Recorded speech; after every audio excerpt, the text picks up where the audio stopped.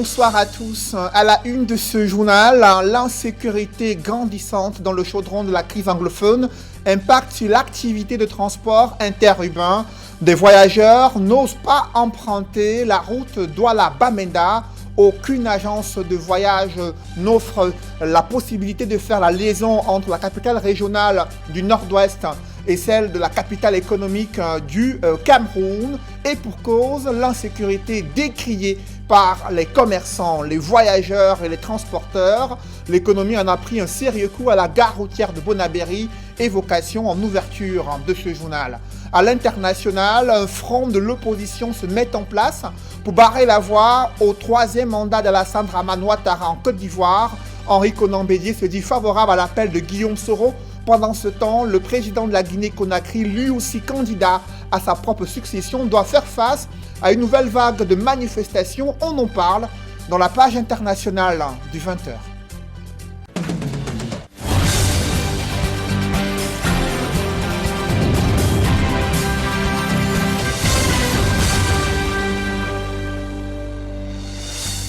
Merci de suivre cette édition complète de l'information sur Equinox Télévision. À la gare routière de Bonabéry, de nombreuses agences de transport interurbain ont stoppé la liaison Douala-Bamenda. D'aucuns redoutent l'insécurité grandissante sur cet axe réputé dangereux. Malgré la mise en place d'une opération de sécurisation de la ville de Bamenda, presque aucun voyageur n'ose emprunter la route depuis Douala pour se rendre dans la capitale régionale du Nord-Ouest. Du coup, l'économie en a pris un sérieux coup, notamment à la gare routière dans le 4e arrondissement de Douala. C'est le constat que font nos reporters avec Kedjara Innocent Abega. De nombreux bus de différentes agences de voyage parqués en pleine gare routière. Des lieux de commerce fermés à double tour. On se croirait en plein ghost town, en zone anglophone. Pourtant, nous sommes bel et bien dans la ville de Douala, en pleine gare routière, qui revêt désormais des allures de cimetière. Ceci est la conséquence directe de l'opération Bamenda Clean, lancée par le gouverneur de la région du Nord-Ouest il y a peu. Une opération qui limite drastiquement la circulation des motos dans la ville de Bamenda et qui avait reçu en retour une interdiction de circulation des véhicules décrétée par des sécessionnistes ambazoniens. Par peur de représailles, la population se plie, aucun ressortissant n'ose plus se déplacer. Ce chauffeur de bus nous explique qu'ils sont près de 7 agences de voyage à avoir garé les véhicules. Il existe bien des clients qui veulent se rendre dans la ville de Bamenda, mais il n'est pas possible pour eux de risquer leur vie. Conséquence, ils n'ont plus de revenus, il devient difficile pour eux de nourrir la famille et de pérenniser leur investissement.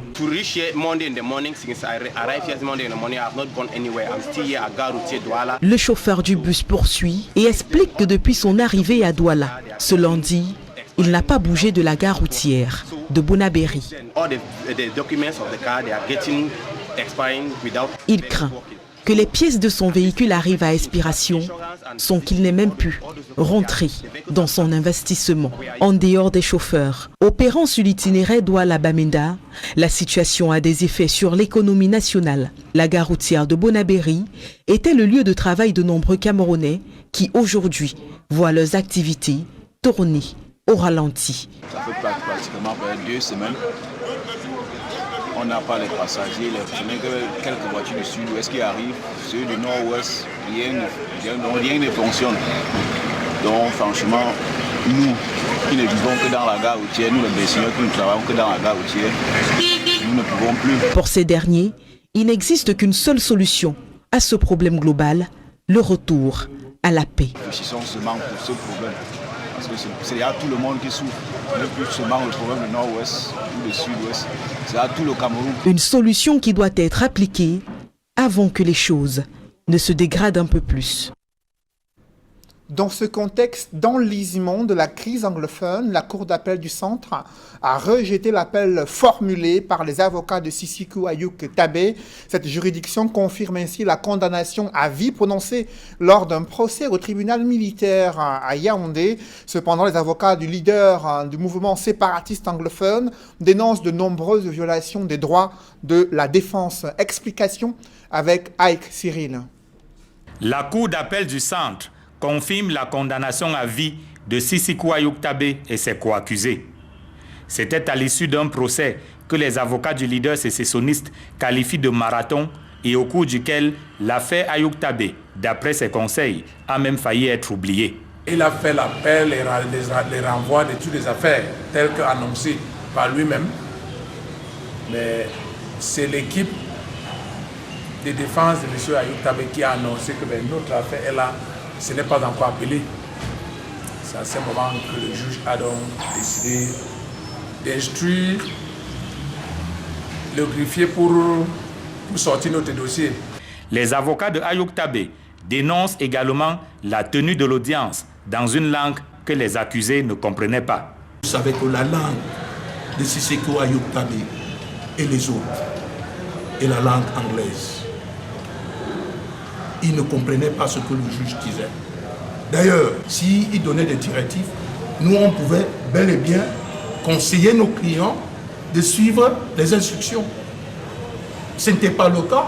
Pour les conseils du leader sécessionniste, il s'agit d'une violation à la fois de la Constitution et du Code pénal. Nos clients sont des anglophones et ils bénéficient de ces droits. C'est constitutionnel. Et notre code pénal est prévu aussi. Ceux qui ne s'expriment pas en langue que le tribunal n'entend pas aussi, un anglophone qui se retrouve à Yaoundé, il doit bénéficier avec le traducteur. Il a fait toute son affaire en français et après il a donné la parole au parquet. C'est finalement dans cette ambiance de violation du droit, selon les avocats, que le juge de la Cour d'appel du Centre va confirmer le verdict déjà prononcé par le tribunal militaire de Yaoundé. Le juge a suspendu la séance pour 15 minutes. À moins même de 10 minutes, il est entré.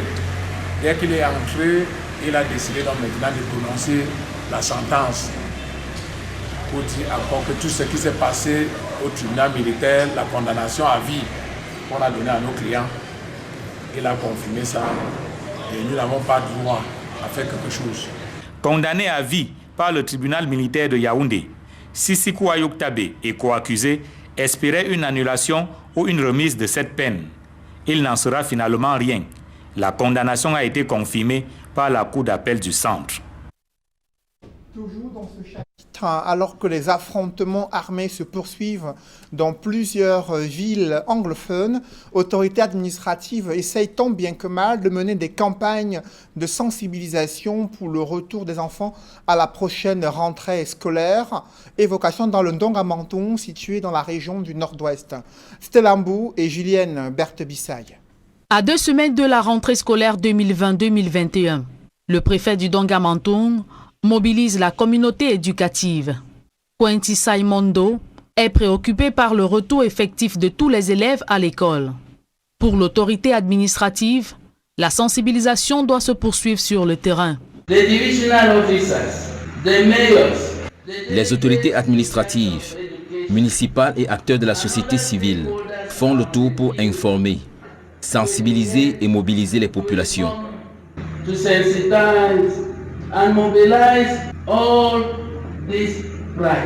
Président de l'opération Back to School, le préfet du Ndonga-Menton invite les parents à encourager leurs enfants à prendre le chemin de l'école le 5 octobre prochain. Let us act now by encouraging all our children.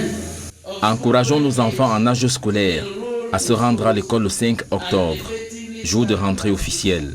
On 5 October 2020.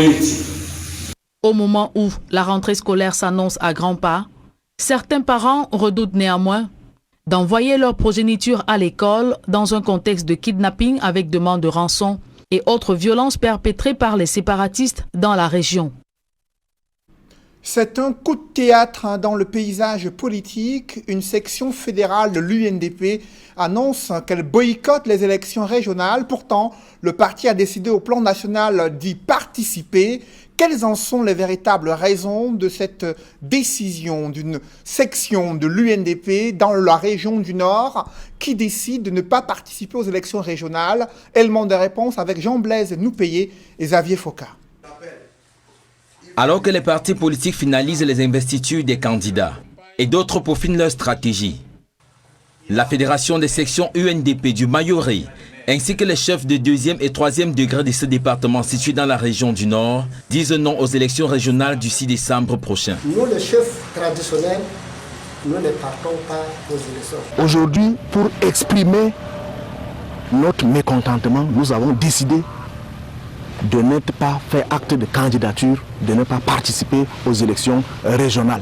Par cette décision de ne pas prendre part aux élections régionales, les conseillers municipaux de cette section de l'UNDP entendent dénoncer la marginalisation des chefferies de ce département. Nous avons eu à poser des problèmes, parmi lesquels la reconnaissance de nos chefferies traditionnelles dans le Mayorais. Nous avons saisi le MINAT en février 2019 pour lui faire état de la situation opaque de la gestion des chefferies dans ce département. Réunis ce 18 septembre, les conseillers municipaux UNDP des 4 sessions du Mayorais ont adopté une déclaration commune de boycott des élections régionales. L'objectif visé est de toucher d'une part la hiérarchie du parti et d'autre part les instances du pays pour un réel changement. Nos chefs coutumiers sont piétinés, maltraités, humiliés tous les jours. Moi, en tant que section représentant de la section de Tcholilo, on a débattu de ce point et on s'est dit que aller à ces élections, c'est vraiment cautionner, accepter le mal qu'on fait à nos différents chefs et à toute la population du Mayorais. Notons que cette position de la Fédération des sections UNDP du Mayorais dans le Nord est contraire à la décision du parti qui prendra part au régional dans les 3 régions septentrionales ainsi qu'à l'est du pays où l'UNDP a des maires. Dans le reste de l'actualité, un invité de marque au centre de traitement post-récolte du cacao en Tui dans le Mbamekim, à l'initiative du Conseil interprofessionnel du cacao et du café, le directeur exécutif de l'Organisation internationale du cacao est allé toucher du doigt les efforts faits par les producteurs à la base pour améliorer la qualité du cacao made in Cameroun, une initiative visant à améliorer également le prix d'achat du cacao pour améliorer les conditions aussi de vie des producteurs de cacao et de café au Cameroun. D'autres détails avec Marcelin Gansop. En commercialisant le kilogramme de cacao à 1640 francs aux industries chocolatières, les cacaoculteurs du Bas-Mekim, réunis au sein d'une coopérative, ont démontré que c'est le bon travail qui paye. Ce travail axé sur la qualité est l'œuvre du centre de traitement post-récolte du cacao de Ntui, que vient de visiter le directeur exécutif de l'Organisation internationale du cacao. Ce genre de centre, je n'en ai jamais vu qu'en Amérique latine et dans les Caraïbes. Donc c'est très réconfortant de voir qu'en Afrique, on peut mettre en place un tel système. Alors il y a quelques conditions à ça. Évidemment, le soutien des autorités, que ce soit ici au Cameroun, le CICC ou l'ONCC ou les différents ministères concernés.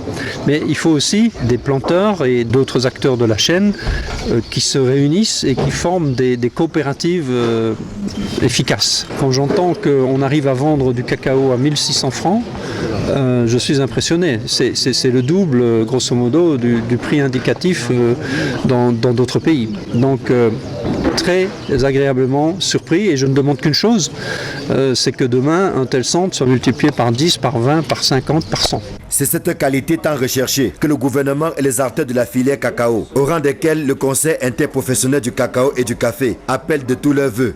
D'où la multiplication des centres de traitement post-récolte, à l'instar de celui d'un Ntui, qui garantit aux producteurs un prix décent, à la hauteur des sacrifices consentis. Mais là, je suis vraiment émerveillé parce qu'il y a un niveau élevé de professionnalisme et de division de travail qui fait que chacun fait ce qu'il sait faire le mieux. Le producteur, lui, il est en champ, il s'occupe de la plantation, mais La cabosse sélective, c'est fait par des professionnels. Le cabossage est fait par une autre équipe professionnelle. Le séchage est fait par une autre équipe professionnelle. Donc tout est ici fait de façon scientifique et professionnelle. Et au bout du compte, on a un produit de qualité exceptionnelle qui ne peut servir que pour le cacao, pour faire du chocolat de très haute de gamme. Plus que par le passé, la question de la juste rémunération du producteur se pose de plus en plus avec acuité. Ce sujet et bien d'autres étaient au cœur des échanges entre le ministre du Commerce et le directeur exécutif de l'Organisation internationale du cacao, avant que ce dernier ne découvre les merveilles du grand bassin de production que représente le Bamekim. La qualité, il a bien relevé. C'est ce qui se fait après la récolte, c'est-à-dire au niveau de la fermentation et du séchage. Comme vous le savez, nous sommes en train de développer un programme d'implantation des centres d'excellence de traitement post-récolte. Et nous avons, à travers le produit qui sort des 10 centres, un prix différencié. C'est cet effort-là qu'il faut pouvoir poursuivre. La différenciation du prix en fonction de la qualité. Et notre programme, c'est d'étendre ce centre d'excellence, mais aussi de développer un programme qui est préconisé, la production et la mise en marché d'un cacao d'excellence, au-delà du cacao fin, qui est un programme qui existe. Malgré la pandémie du Covid-19 qui a entraîné une baisse de la consommation du chocolat, le gouvernement croit dur comme fer que l'on est bien loin de la crise de fin 2016 et début 2017, laquelle avait entraîné une chute des prix de l'ordre de 40%, avec un prix bochant qui a atteint les 1300 le kilogramme lors de la dernière campagne. Il y a de quoi envisager l'avenir avec sérénité, en dépit de la baisse de la production. Dans ce chapitre économie, le groupement des femmes d'affaires du Cameroun promeut l'entrepreneuriat féminin. Le GEFAC a remis des parchemins aux femmes entrepreneurs arrivées en fin de formation. C'était à la faveur de l'inauguration de l'immeuble siège du GEFAC à Yaoundé. Compte rendu, Élisée Bogba et Ike Cyril. Un siège flambant neuf pour le groupement des femmes d'affaires du Cameroun GEFAC. L'immeuble au quartier Ngwaikele à Yaoundé est inauguré par le ministre des Petites et Moyennes Entreprises, de l'Économie sociale et de l'Artisanat. Achille Baseleking III souligne l'opiniâtreté et la témérité de la femme entrepreneur camerounaise face aux contraintes que sont l'accès difficile au financement auprès des banques commerciales, la concurrence parfois déloyale générée par le phénomène de mondialisation, les pesanteurs socio-culturelles qui entravent très souvent les initiatives des femmes, entre autres.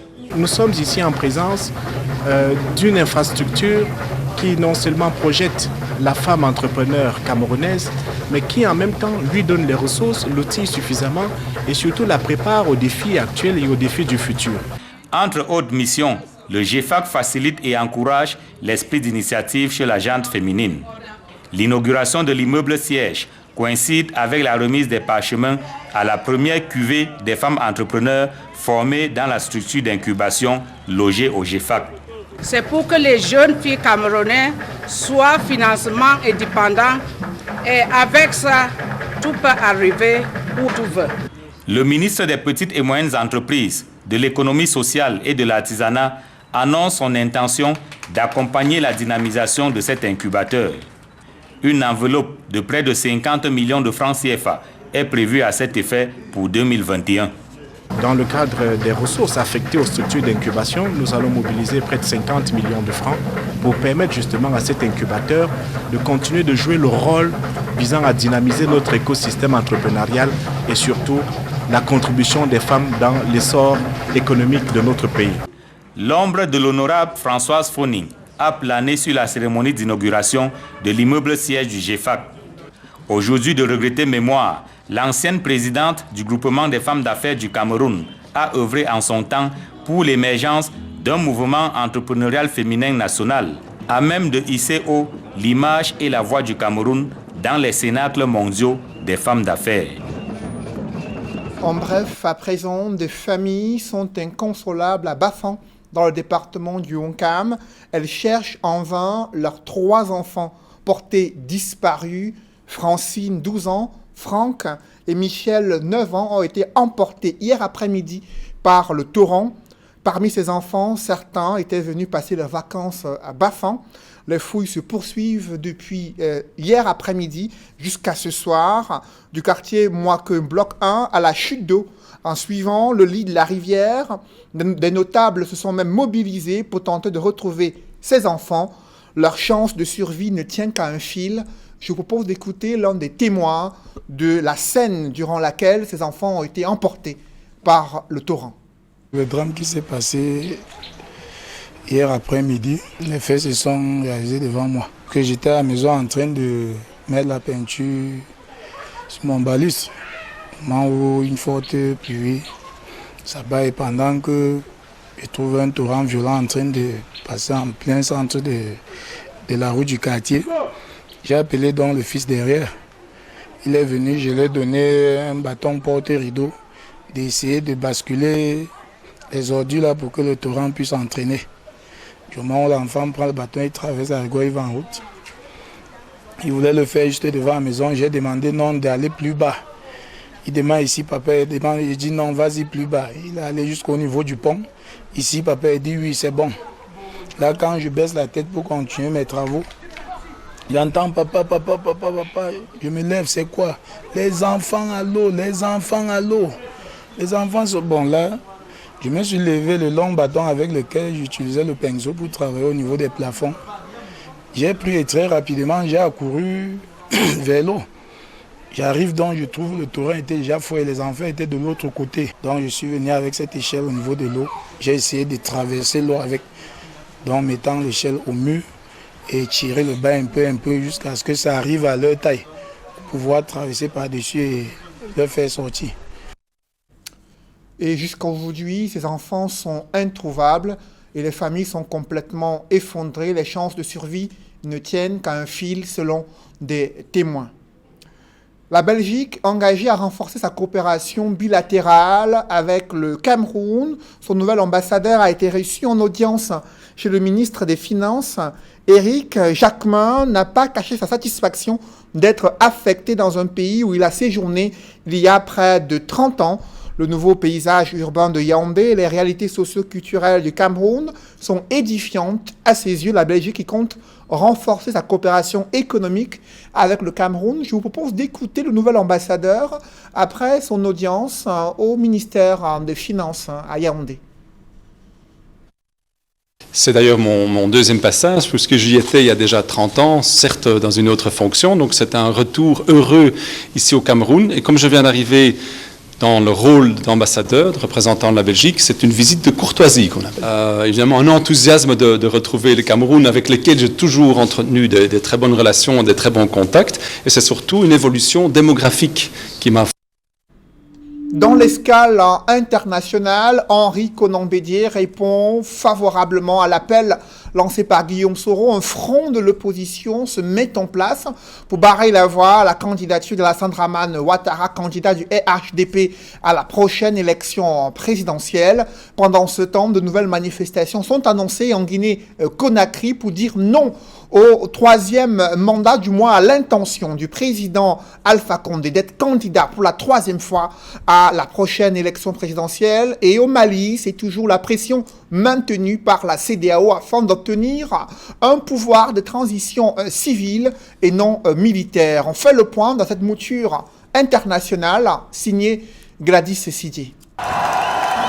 S'achemine-t-on vers une coalition de forces de l'opposition en Côte d'Ivoire en vue de la présidentielle?